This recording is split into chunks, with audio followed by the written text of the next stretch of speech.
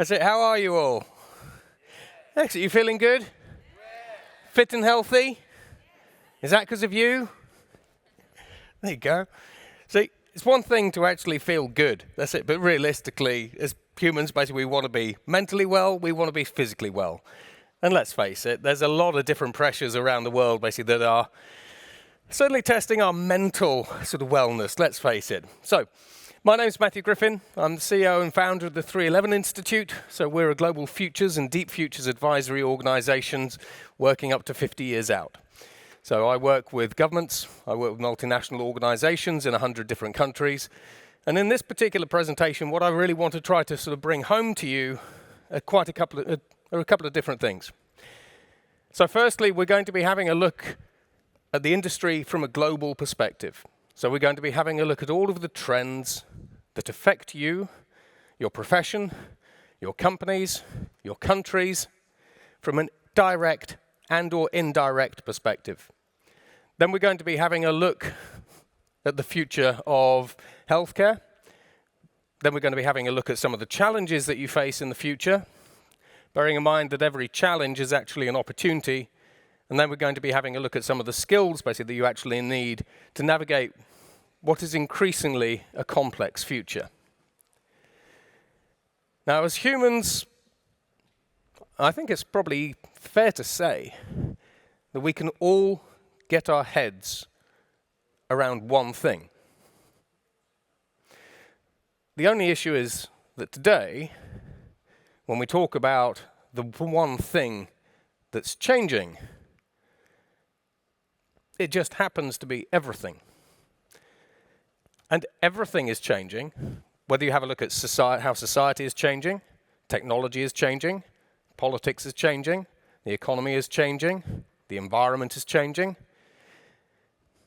Getting our heads around some of these changes is not necessarily difficult under normal circumstances.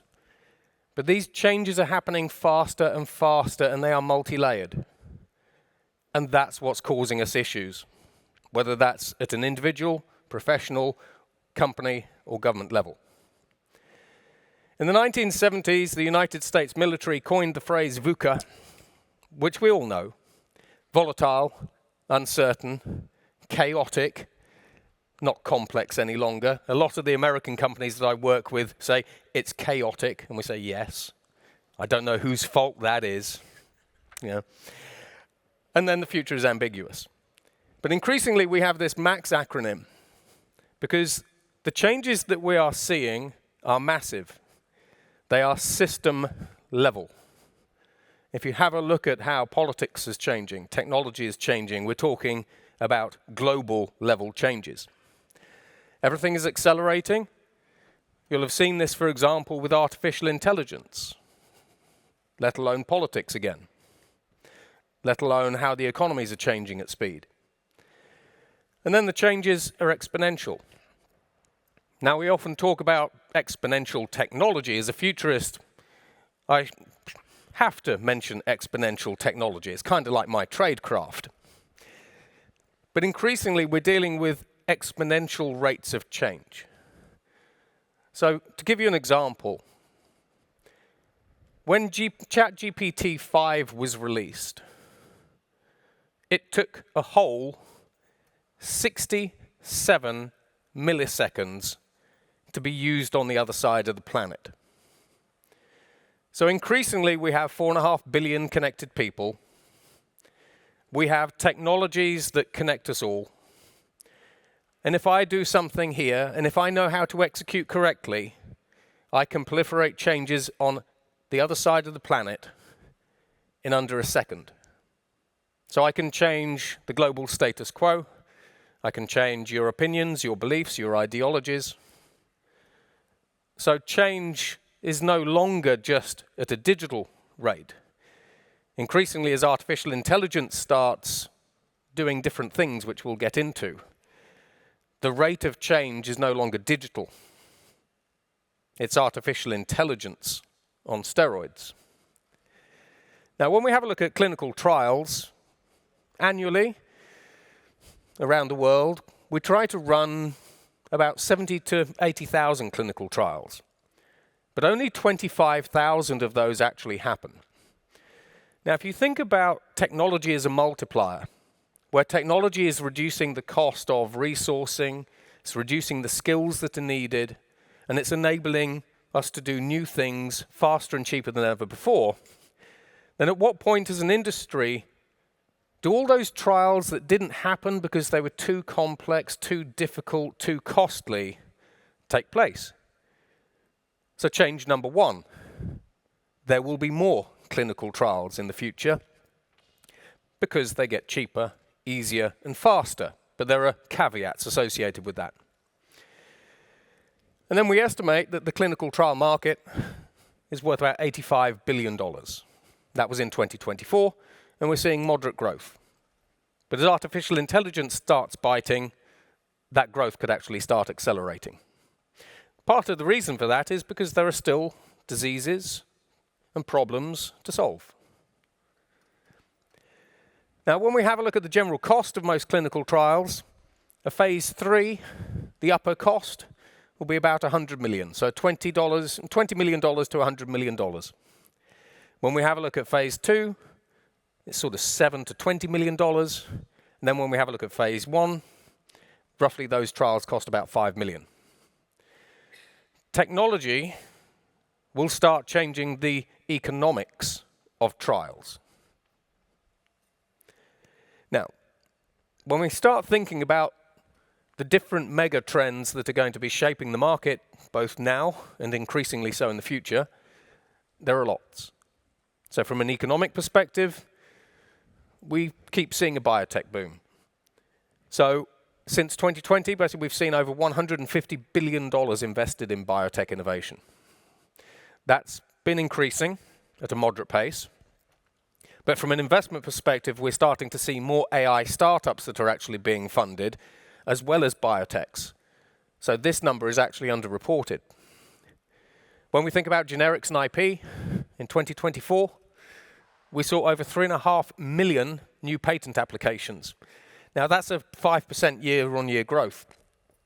Now when we think about patents and IP, we're actually seeing more patent applications year on year, especially coming from Southeast Asia.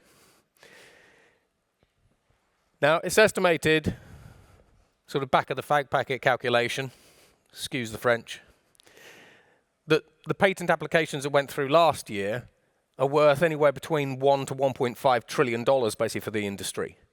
But by 2030, there's a patent cliff on others, and the industry basically will take a $350 billion sheep dip. So even though there's a lot of talk about generics and IP rights and so on and so forth, there's roughly a net gain of around $700 billion to $1.2 trillion for the industry. There's a lot of opportunity, and there's a lot of money in the game. Other problems that we actually have, both in developed and developing nations, is that every year we're spending around $9 trillion, or about 11% of GDP, on healthcare. $5 trillion of that is spent here in the United States. 18% of US GDP now goes on healthcare. And sometimes the results and the outputs don't necessarily follow, especially when we start looking at life expectancies and so on and so forth.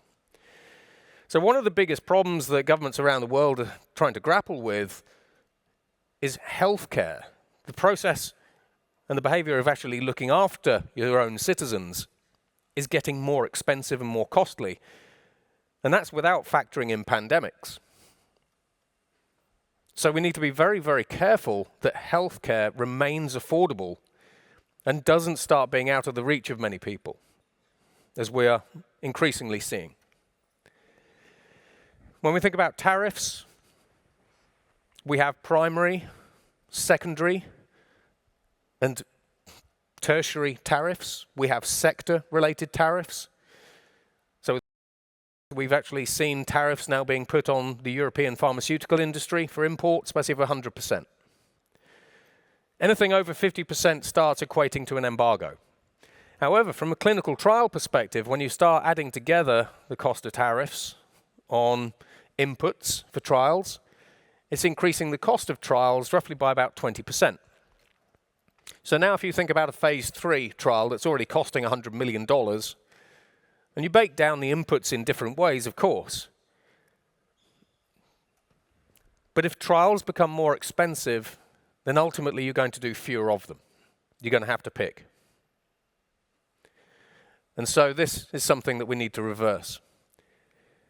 When we think about environmental trends, we saw the Nagoya Protocol basically with the United Nations, because it was far too often the case that researchers would go to a jungle, a coral reef in some lonely part of the world, find something interesting, take it back to the United States, to Europe, to Southeast Asia, to Latin America, wherever it happened to be, draw something from it, and then the country where that natural resource proliferates doesn't see any benefit.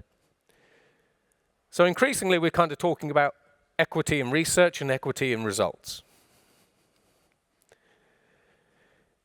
Now, when we have a look at, for example, deforestation, when we have a look at the desertification of the planet, 60% of the planet's surface is now degraded.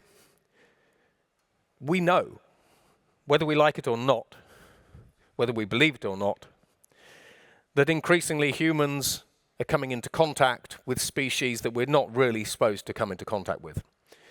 So post-COVID-19, research generally estimates that the likelihood of pandemics has now tripled. And in Africa, we have researchers that are busy looking in caves and so on and so forth for disease X. So the health of our planet matters just as much as the health of our societies. And as we start seeing our planet degrade, 15 million people are dying from pollution-related causes. And when we look at things like heat stress and so on and so forth, 3.5 billion people are affected.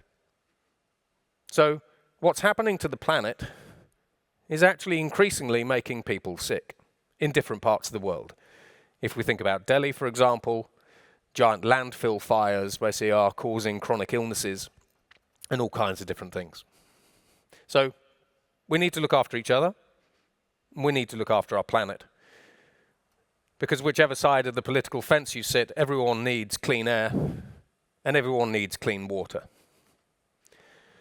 Now, when we think about geopolitics, geopolitics generally shapes quite a lot of how we live and what we do today, whether we appreciate it or not, like it or not.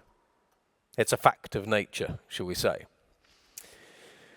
When we think about compliance, in heavily regulated industry, typically, most companies are spending around 10% of their revenues on compliance needs.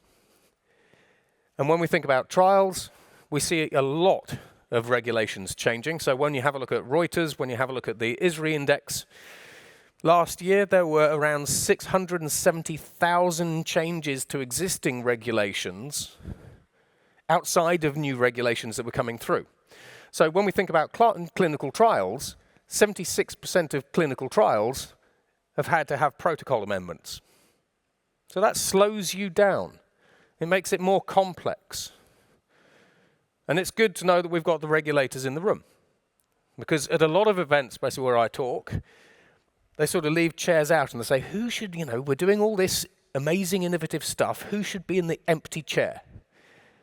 And everyone always says, the regulator. The way that we speed up regulation is you bring the regulators into your communities, and as you're innovating, as you're doing new things, trying to solve problems, you have the regulators looking over your shoulder. And you tell them what you're doing, why you're doing it. And they can provide you with feedback and say, if you do it like this, we're likely going to say no. But if you do it like this and modify it, we'll probably say yes. So you have to be working hand in glove with the regulators, because the regulators that I work with globally actually want to be part of the conversations. They don't want to be the bottlenecks.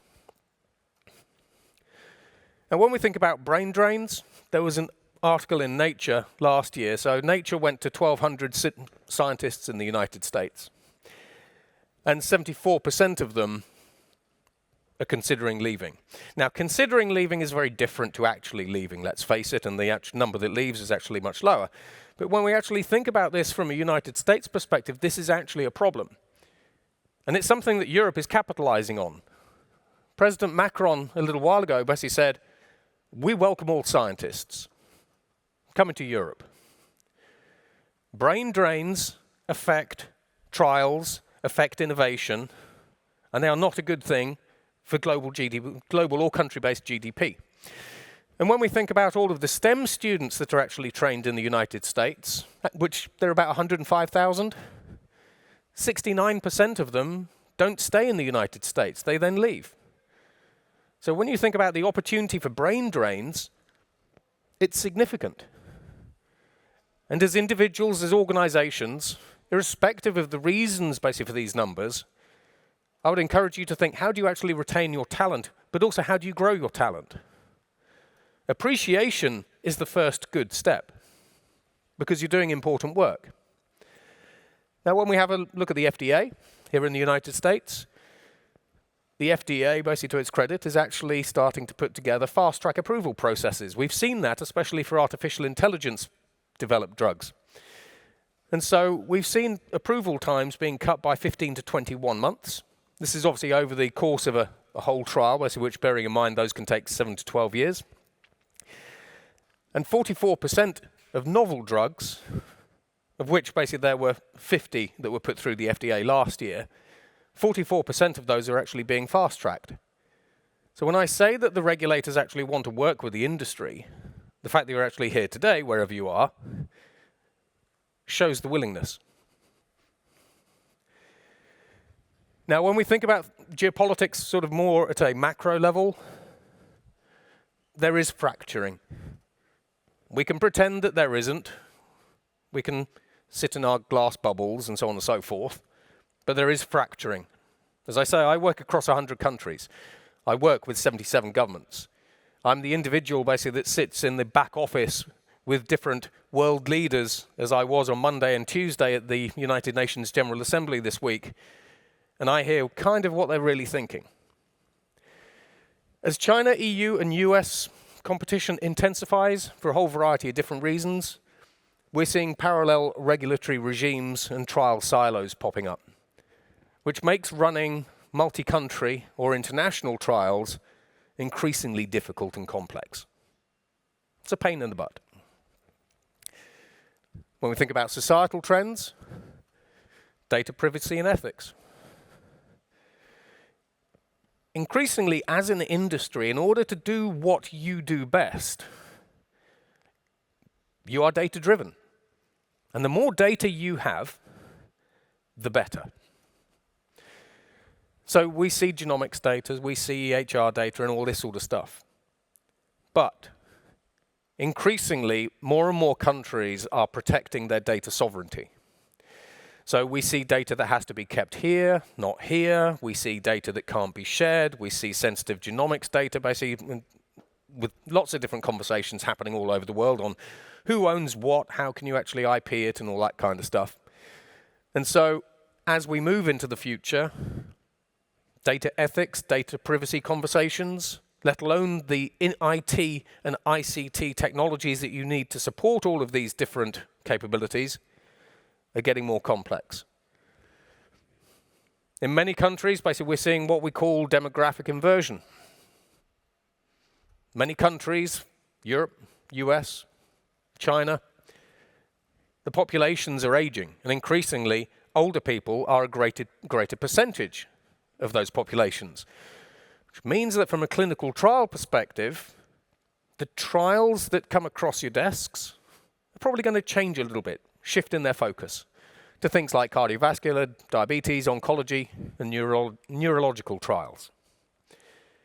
So all of these things basically affect you directly and or indirectly. They tug you in one way or another. We have misinformation ecosystems. We've seen this. I've seen this week. You mention the word science in particular areas, and you can see the look on people's faces. I'm a scientist myself by background, so it's fairly painful. In recent polls by companies like Pew, Ipsos, all those kinds of organizations, increasingly 24% of Americans have little or no trust in science. That is a problem, especially if you're in the science community. And these misinformation echo chambers are getting louder and louder. But one way that you can actually push back against this is you have your own voice. You control your own narrative. You push back. Echo chambers are easy to break if you insert yourselves into conversations, into negative conversations as an industry. What we've managed to do is when people with extreme views are not challenged, those extreme views proliferate. But when people with alternative views insert themselves in those conversations on social media or wherever it happens to take place, podcasts, etc., people's extreme views soften. You can break echo chambers if you get involved in those echo chambers, because we have done it. And then when we have a look at technology, oof. So firstly, as more of us wear wearables, sensors on our bodies, etc., there's a huge amount of ambient biodata that's being collected.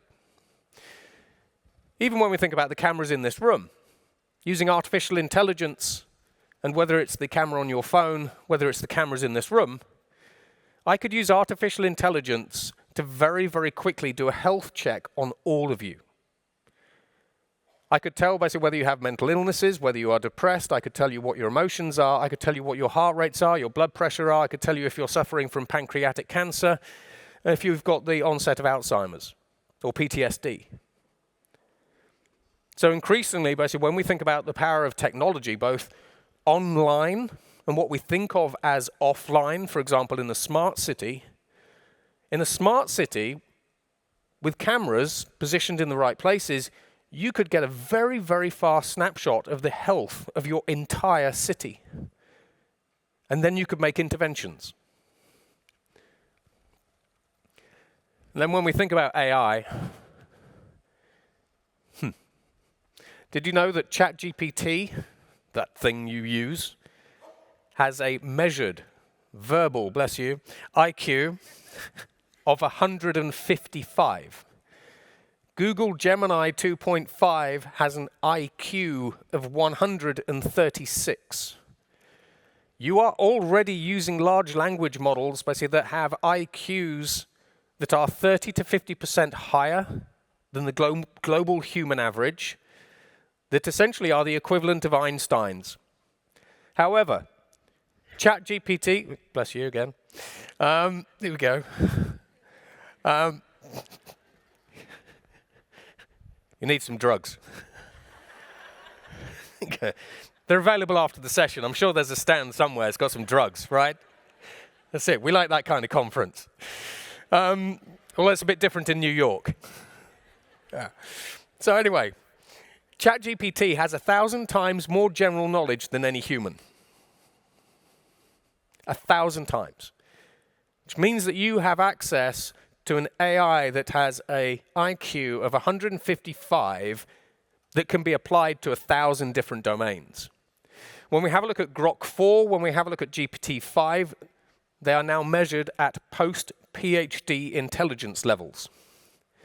And when we look at AGI, which is sort of 2027, 2028, depending how you define it, we estimate that AGI will have an IQ of 1,600 and will have 1 billion times more cross-domain knowledge than any human.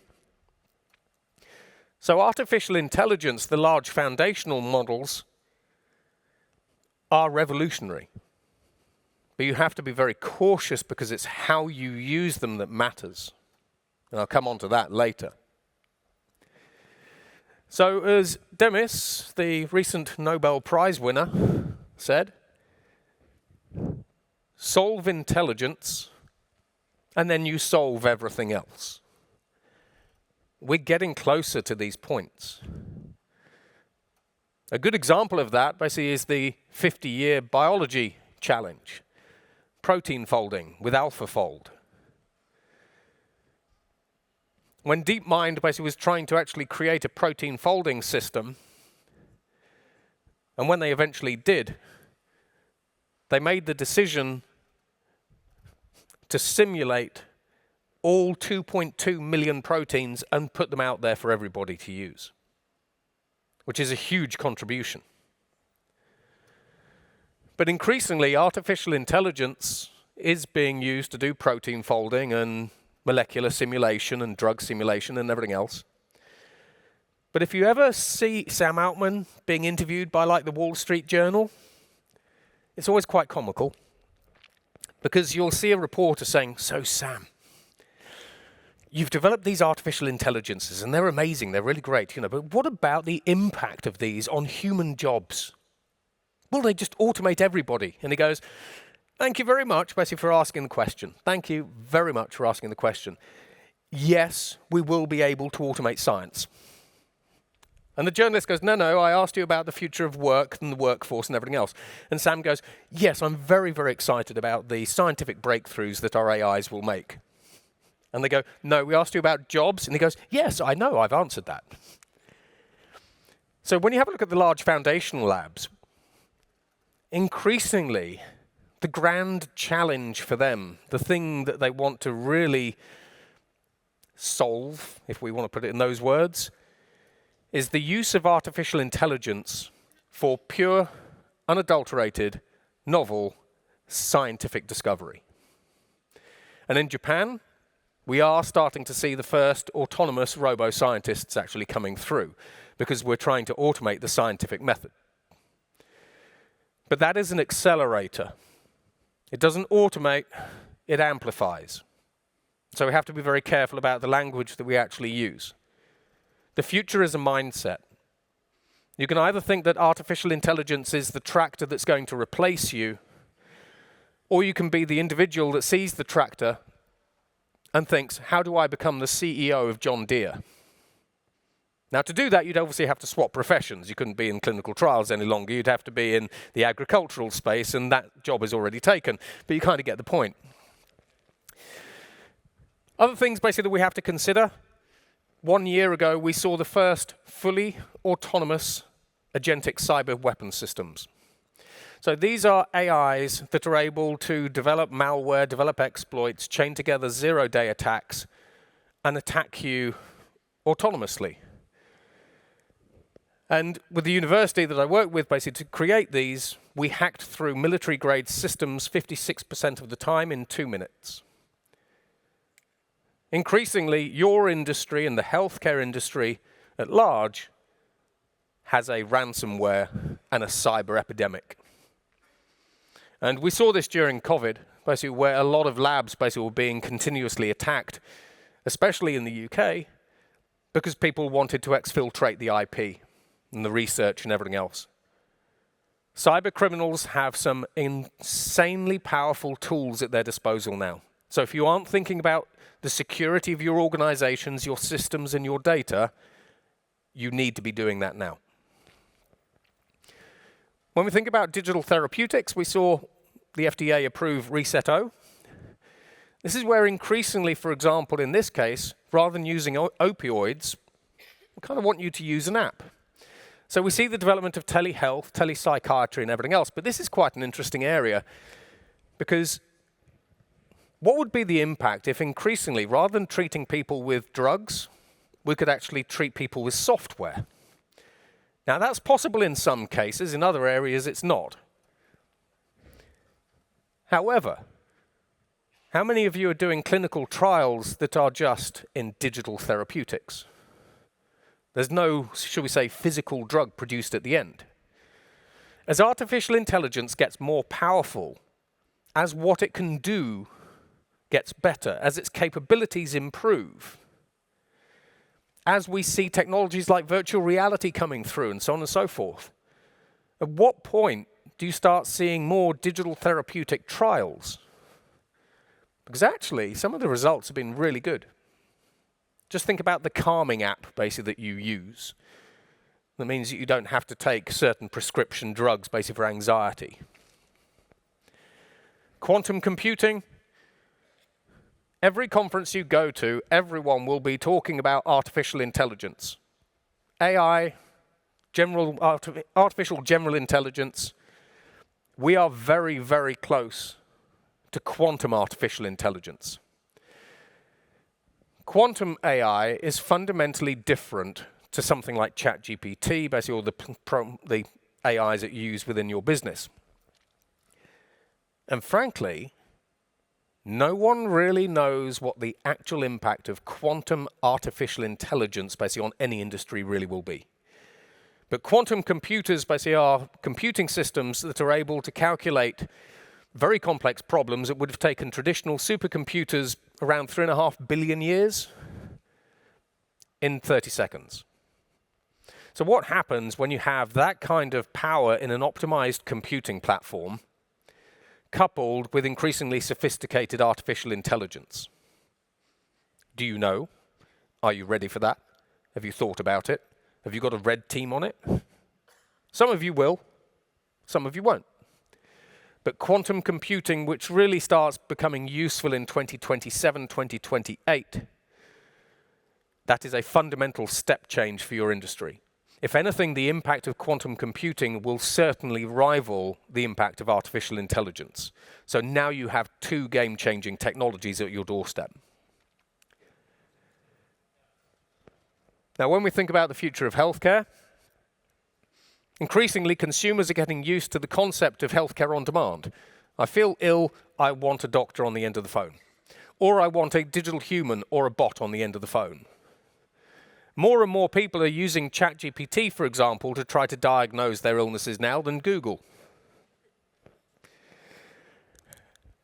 And increasingly, it's kind of getting some good things right.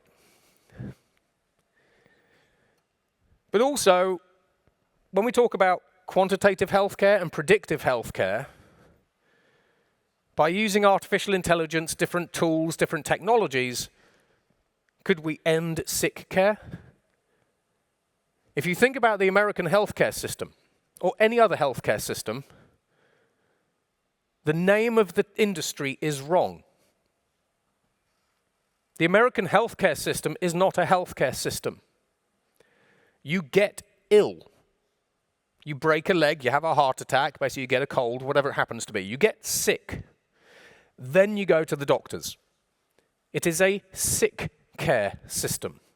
So if we can start moving to more predictive health, basically where platforms like this, for example, would identify that my baseline has changed, my baseline temperature is changing, that my galvanic sweat response is changing and everything else, and it predicts that in 2 weeks' time I'm going to get ill, then we can make interventions early. So predictive healthcare systems might actually help us start seeing the end of sick care because you don't get sick. These different technologies that are taking biomarker and biometric information from us almost constantly now, increasingly will have enough information on us to understand when something is changing in our bodies.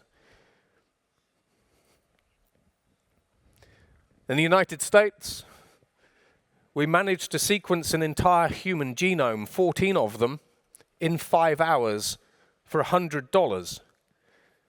That fundamentally changes how we think about predictive healthcare, but also personal medicines. With different biotech, life science, and pharma companies around the world, we are now able to genetically engineer your gut microbiome so that it makes Parkinson's drugs, for example, in your body. These are called living pharmacies. Organizations like DARPA in the United States, the US bleeding edge research arm, are increasingly looking at how you turn a human body into the drug factory that your body needs. Using CRISPR genetic engineering technology, we've also managed to genetically engineer human liver cells and turn them into dual-core computers. So increasingly, we have the technology to turn your body into the equivalent of a human supercomputer that identifies pathogens within your body, analyzes them, and then starts creating the drugs that you need to combat that pathogen within your body. And of course, as all regulators basically will know, regulators will just go, what the hell's that? We have no idea what that is. We don't know what the risks are involved are. Oh my God, we'll come back to you in 20 years. So where we are with technology is we are far, far ahead of where you think we are. And this is kind of, on the one hand, the opportunity. We have the opportunity to do some amazing things. But we only have the opportunity to do amazing things if we can assert that these are safe, and if the regulators can assert that they're safe and approve them quickly. Something like this might be very, very advantageous, but I don't really want to use this in 50 years. I might like to use it in 5 or 10. And then hybrid human immune systems. Again, we've got enough technologies on the truck to give every single regulator a heart attack, which they can go to sick care for. Now, again, this is where we've used genetic engineering to modify human T cells. So now we have human T cells, organic parts, and inorganic parts. We've managed to turn human T cells into literal hunter-killers. And we've been able to codify them so that they can target the cancer that is in your body that's unique to you and kill that cancer. So increasingly, technology is, if we want it to, if we let it, if we approve it, helping us actually become more than human. We have the technologies to fight diseases in new ways. We are not short on the technology front.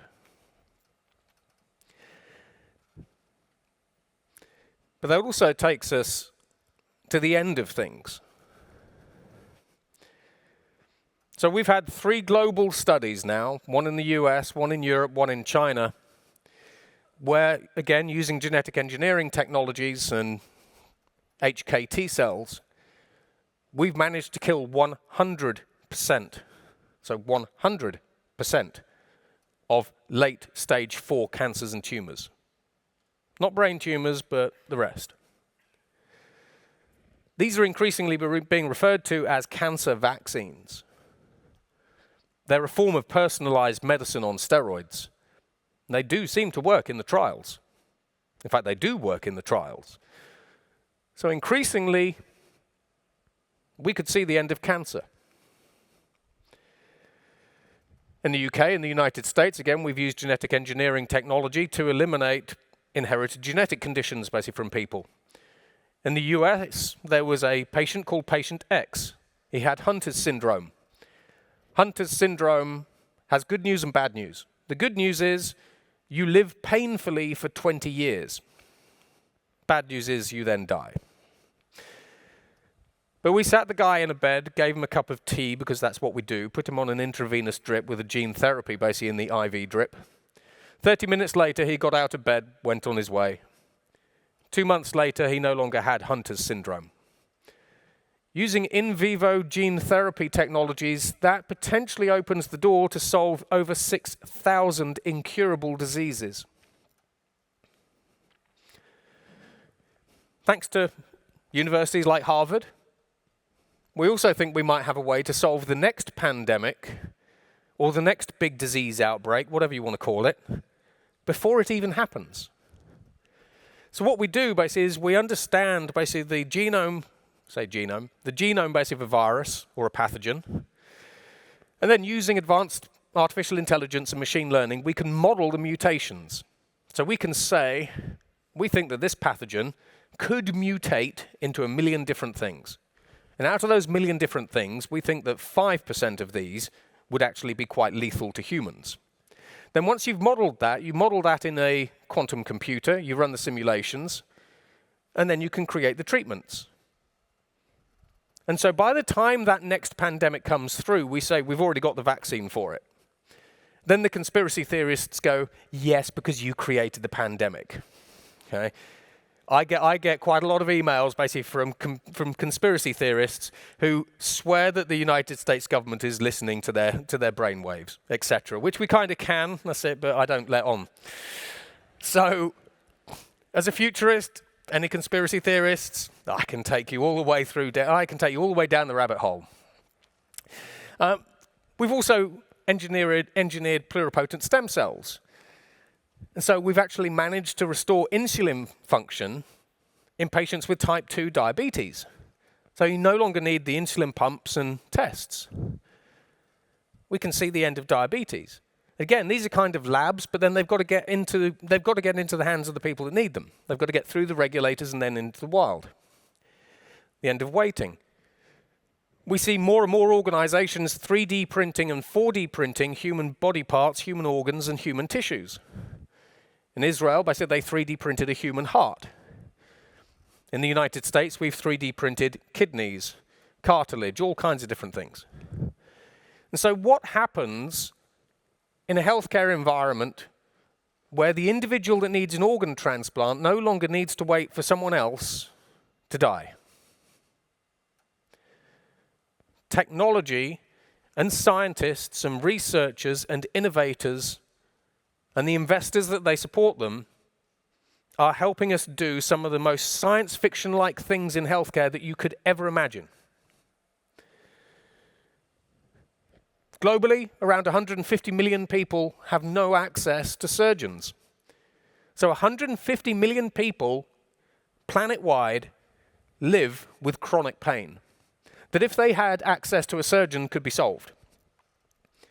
So using artificial intelligence, machine vision, robotics, and 5G networks, we have already proven that we can do remote operations over distances of 3,500 miles. We have done brain and heart surgery on patients basically that have been here when the doctors and the surgeons have been thousands of miles away in India, in China, in the UK, in the US. Whoever thought basically that a surgeon, for example, could work from home during a pandemic? And then nanotech. I mean, again, the regulators will look at nanotech and go, what the hell? You know, at what point, I do wonder at what point basically the regulators just go, shut up with the science stuff, go away, don't, just leave us alone. So increasingly, basically, we're using nanotechnology and nanomachines to precisely deliver drugs to exactly where they are needed. Now think of this from a chemo perspective. I've lost 16 people to cancer, so I don't take it lightly. I've seen the results of chemo. But what if we can do precision drug targeting? So these are very, very effective. But how the hell do you assess the risks of this stuff? Caltech even developed a nanotech and nanomachine GPS device. It's like sort of one of these little science fiction things. You can hold a smartphone to someone and go, they're down there, they're in your leg. Oh, they're up in your heart. Oh, they're in your brain now. Whoops. But again, seriously, from a regulatory perspective, how do the regulators deal with this stuff, basically, that entrepreneurs and innovators basically are coming up with? Entrepreneurs and innovators and biotech and pharmaceutical companies going, we can solve some of the biggest problems and challenges, but yeah, you do need to figure out how to regulate nanotech and understand that it's safe. And again, this is sort of where quantum computing and AI might be able to come in. Now, we've got a lot of change, and when we have a look at the life cycle of drug discovery, increasingly, we can use quantum computers and artificial intelligence, as we already have, to start simulating drug target modeling and pathogens. So our ability to simulate different diseases, pathogens, and so on and so forth, or different conditions and syndromes at a small scale, and then we start scaling up to bigger things, is improving. Companies like InSilico, again, giving regulators headaches. InSilico is an Australian company. They developed 30,000 new drugs in 21 days, of which 3 were category A's. Now you can imagine the FDA, going, hey, I've done something really good. We want to run trials on 30,000 drugs, basically using a digital patient. Here's the paperwork. And talking about patients, when we think about humans that are involved in clinical 1, 2, 3 trials, the US military, about 4 years ago, actually started to create digital versions, digital twins of warriors. But the idea being that you create an artificial intelligence or use AI to create a drug. So it does a simulation that says, I think this drug works, and here you go. But then rather than testing these drugs on actual humans, you test them on synthetic patients, digital twins of humans. Now, it doesn't cut out human trials by any means, but as the technologies and as these models actually start improving, which is actually where AI is not good at the moment. AI is not good at simulating biology at the sort of cellular or mRNA level and so on and so forth. As these inevitably get better, because that's actually another grand challenge for artificial intelligence to solve, and that's what they are trying to solve. So you'll see that with sort of GPT-6, GPT-7. What happens when you can run the trials basically in synthesis? Then we have autonomous Robo-Labs. Autonomous Robo-Labs basically are cutting costs by 25%, and they're saving up to 500 days when we talk about the actual drug development. And increasingly, these run 24/7, and they're autonomous. And companies like ABB and KUKA Robotics basically now build out massive labs. Same with Siemens. But from a regulatory standpoint, this is what I find interesting. So the US Department of Defense, along with DARPA and actually the FDA, basically have a program called the Equip a Pharma program. And I like it because it's ambitious. What happens when you use AI to create a new drug, you use synthetic patients to test the drug, and then the FDA is able, in real time, to automatically approve that drug? It is highly ambitious, highly, highly ambitious. But is there a way that we could actually start creating a drug pipeline that could almost see automatic approvals? There's a lot to do on that front, a huge amount to do on that front. But the fact that this program is even tabled shows the level of ambition. And it's being recognized elsewhere in the world. And when we think about synthetic data, increasingly, you have data inside your organization, outside of your organization, and synthetic data. Increasingly, we can use synthetic data to start generating new information for us on rare disease. That's one thing. But also, when you think about cross-border harmonization, because if the EU can't share data with China, or China can't share data with the US in a simple way, if you can create synthetic data, you should be able to share that without really any problem, because it's not really based on humans. It's not private data. So synthetic data actually crosses over and helps us with quite a number of the different challenges that we have. Then speaking of which, as an industry, you have new challenges, new opportunities. Increasingly, from today, your problem will be dealing with things at speed. And it will be the volume of things that you need to deal with that will also be a problem. Every year, it's estimated we're producing a zettabyte of healthcare information. That amount makes your head spin. But that's doubling every 2 years. So when you now think about the infrastructure that your organizations rely on, the compute, the storage, the networks, let alone the people, the processes, let alone the AIs and the tools that you actually use, you're going to have a volume problem. But increasingly, you might end up having to start dealing with exascale data sets. And in fact, some of you might already be dealing with exascale data sets, which means you need infrastructure and tools, because just managing these, storing this stuff, basically is going to be a huge cost, a huge drain on resources, and a huge problem. You are going to increasingly use artificial intelligence as an industry. You need to audit it. if you are not auditing your artificial intelligences, did you know that the large language models that you are using, whether they are private models, proprietary models, or open source, or whether they're commercial models, you know they were trained on human data. And here's the problem with large language models like ChatGPT, Gemini, Claude from Anthropic, etc., Gwen from Alibaba.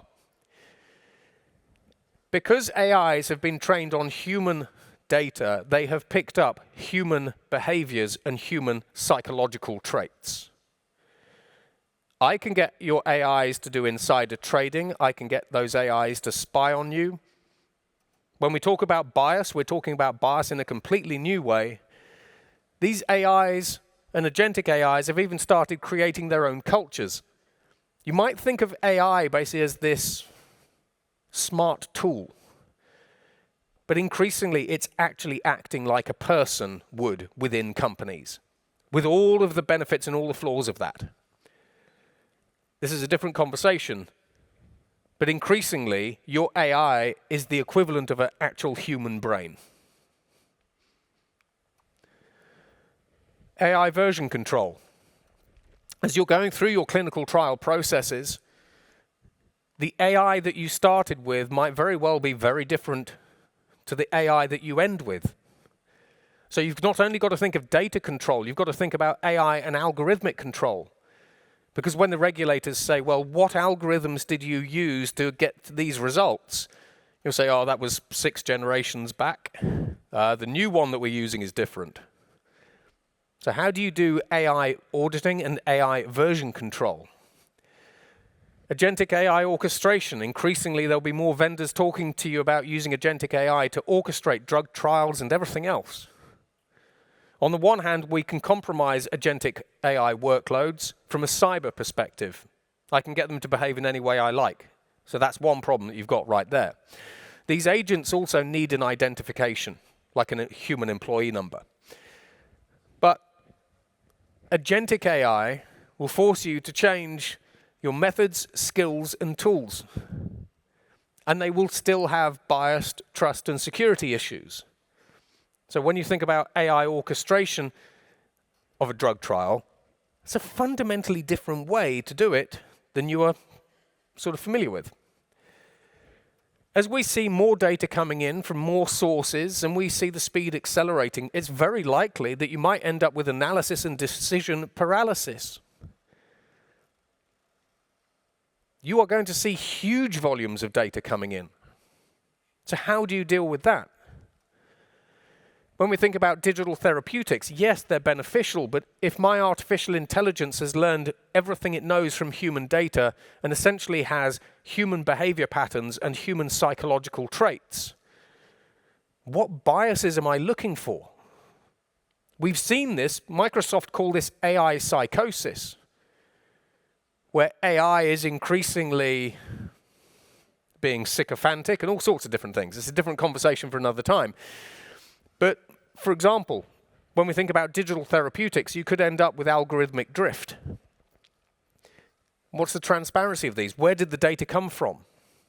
It's still very difficult to assess where the data actually came from in a training model, because unless we're using something like IMEO, you cannot track things back to the original training models or the training data sets. Cross borders.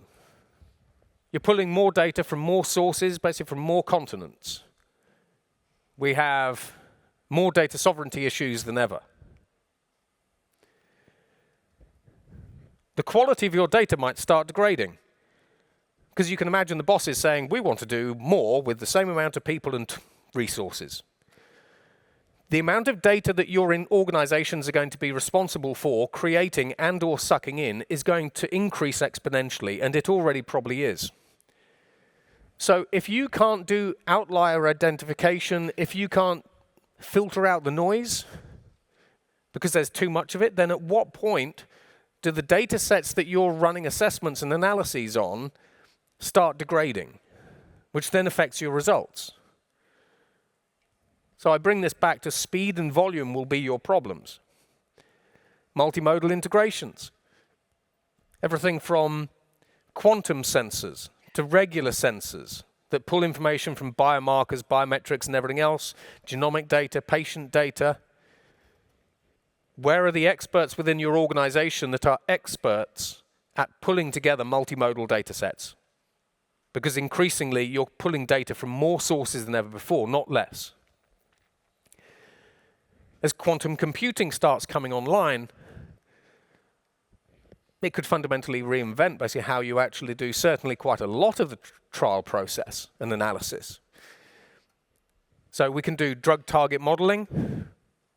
With a quantum computer, you could do precision hypothesis testing, because the quantum system will allow you to precisely test a hypothesis that you had in simulation. And it can optimize trial arms, dosing strategies, all on the fly. So now imagine being able to do that with decentralized trials at speed, in real time. Data fusion, more data from more places, more countries. How are you pulling it all together? How do you understand what it all means? Increasingly, you might even be dealing with real-world people in the real world in a trial setting that are just sort of wandering around like me, etc., etc. You might end up starting to deal with real-time data streams. But those data streams are going to get bigger again. And so as we saw this year alone, 70% of clinical trials are starting to use wearable sensor devices. So we move from controlled lab environments basically to real-world environments. But in those real-world environments, we can get almost the same amount of data from a patient or a participant as we did in the clinical setting. And then skills, how do we square that? As was said earlier, when you have a look at the future of your own careers, we still need people. But what you do today and what you do tomorrow might be different. You do this today, you do this future job tomorrow. The bit in the middle, we call that training. And using artificial intelligence, we've been able to accelerate learning and development by 12-fold. And I was talking to Google and Walmart earlier this week about that. So as you see changes accelerating, these are some of the skills that I think basically you will actually need in the future. Digital validation, quantum translation, stream validation. There are lots of sort of fancy titles. But fundamentally, if you want to have future-proof careers, this is what you do. You align. So you align yourself with your organization and or your industry. If you work within a company, you can see with your own eyes where the company is investing. Maybe you start seeing in your divisions more investment in people with quantum expertise, or AI expertise, or data fusion expertise, or synthetic data expertise. So you can see where your organization is placing its money and placing its bets. That is generally the organization's future of travel. That's where they're headed. That's their vision. They're going to be this kind of company because they're investing in that sort of area. So align yourself and figure out where your company is spending the money, because that's the direction of the future of the company. Adapt. You need to be able to adapt. Most of us basically sit at a desk, basically we do our jobs and we move. How many of you have actually had to really adapt? You only really adapt basically when something's painful. But you need to be able to see changes coming, and then you need to understand how you can adapt to them. But you also need to learn how to learn, and you need to be able to learn at speed. Because I can teach you, if you're a car salesman, I can teach you how to do quantum data simulation if you've got the right aptitude, if you're able to learn. The bit in the middle is just learning and development. That's your strategy. That's what we're talking about today. So increasingly, you will need solid soft skills. You don't need to be a jerk to your teammates. You still need to have empathy. You need to be resourceful. You need to entrepreneurship. You need to be collaborative, not just with humans, but AIs. With AIs, you need to know how to use them, learning how to use them. So AI literacy is more important than knowing the badge, whose badge is on the AI that you're using. So you've got to have solid soft skills, really good soft skills.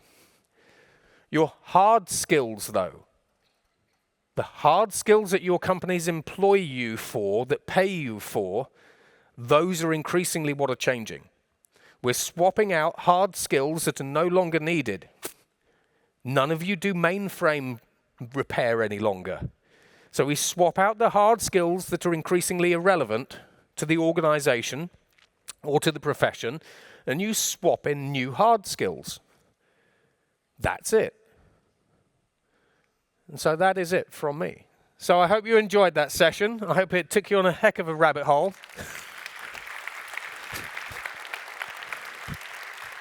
Thank you. All right. Matthew, just stay on stage. Thank you so much. Another round of applause, please, for Matthew Griffin. Thank you. First of all, I think I need a dose of the Calm app. Yeah. Right? That was a lot to take in. That was a lot to take in, right? Great challenges ahead, a little bit of anxiety, but tremendous opportunity. Lots to unpack. And actually, to do that, Matthew, I have someone I'm going to invite on stage. So if you want to take a chair, I'm going to have Ward Lemaire. Ladies and gentlemen, please welcome Ward Lemaire, Vice Chair of SCDM. And he's going to have a short fireside chat, really to take it from the high level to what it means for our community. Ward, Matthew, take it away. Hopefully that's working. Yeah. Can you hear me already? That was fantastic.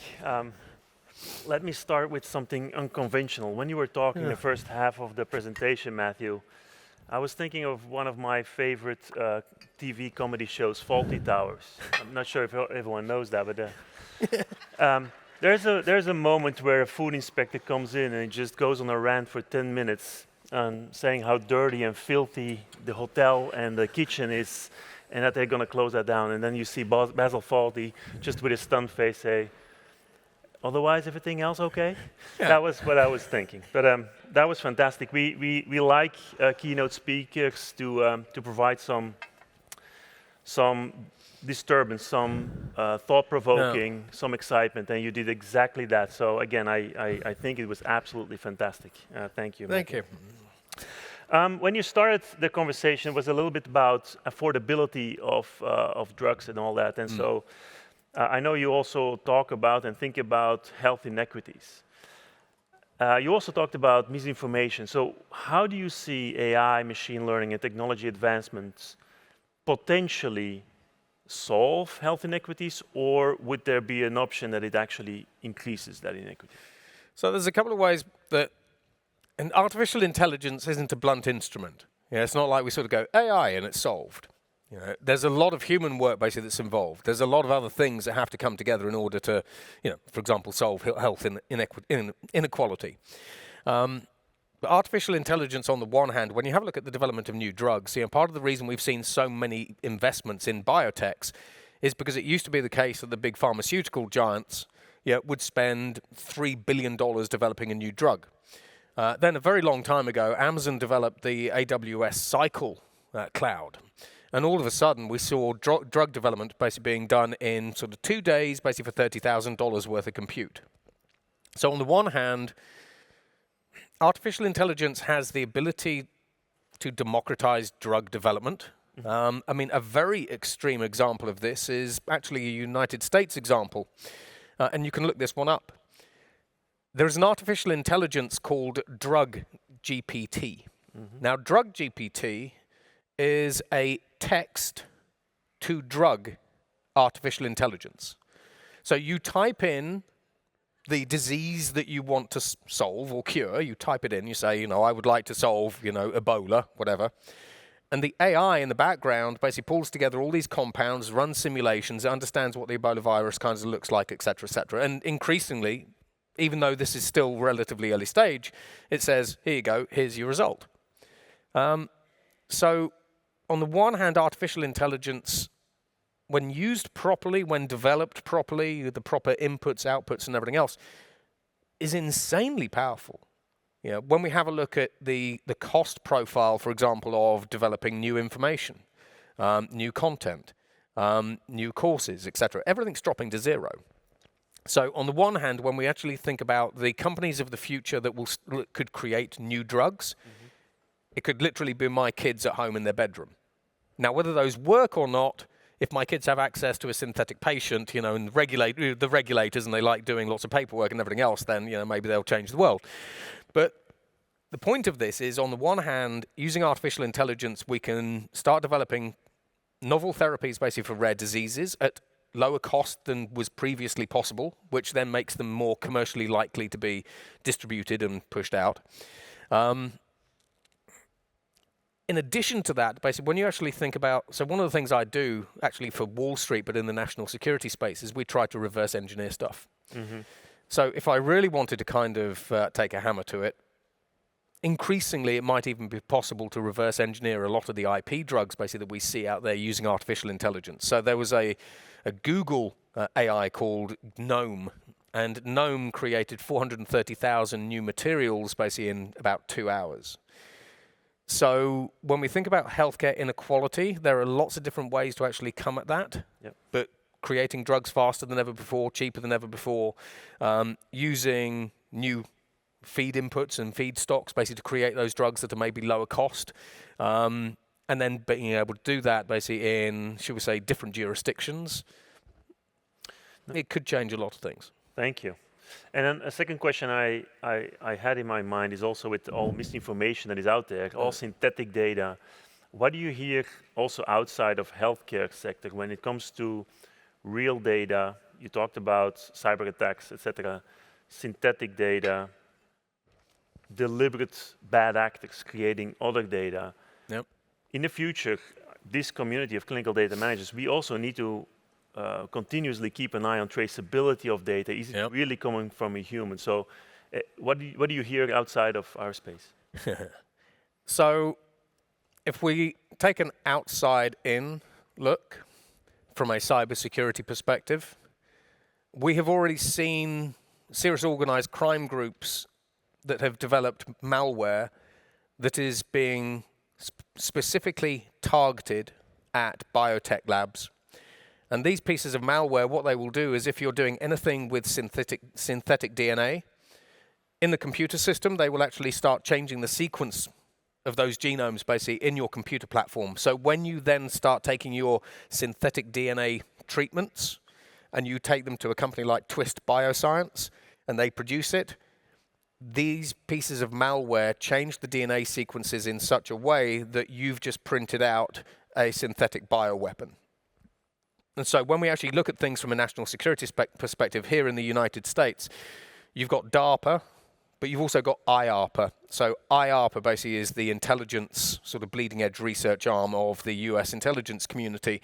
And increasingly, labs are being asked to deploy artificial intelligences that can identify malicious code and malicious strings basically in the things that you are creating, whether that is drugs, drug treatments, or synthetic sort of DNA. So in addition to that, when you actually have a look at IP theft, so when we have a look at ransomware, for example, the whole industry is being affected by ransomware. But last year, ransomware actors took about $50 billion in cryptocurrency basically from ransomware gains. So they'll attack you, they'll attack your labs, they'll attack different parts of the organization, they'll attack governments. But when we actually have a look at the benefits in kind, the value of IP that has been stolen in the past 5 years is $1.7 trillion. Wow. So, because if you're a biotech lab, for example, okay, yeah, I could ransom you for $500,000 maybe, but maybe you've actually got a brand new drug, basically, that's much more interesting, much more valuable, basically, than the 500,000 in crypto that I could get off you. And so increasingly what we're seeing with serious organized crime groups, but also state-sponsored actors who will remain nameless, they're going after your IP.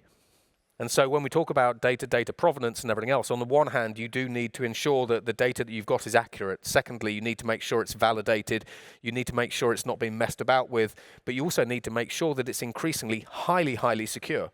So you will be spending more and more money on cyber-based protections. That makes a lot of sense. Yeah, we don't have too much time, but this was absolutely amazing. I was also very inspired when you talked about all the opportunities we have. It's not just doom and gloom and looking for a world without disease and try to prevent disease before they're happening. It's a great, great, great opportunity. So thank you so much, Matthew. Yeah, I think your talk alone is already worth anyone coming to SCDM, if you ask me. You also brought us some insights of living in the reality, which is so important for all of us here, and how we adapt, learn, and align. So thank you so much. It has been my pleasure to have this conversation with you, Matthew. You're welcome, and thank you. And thank all of you.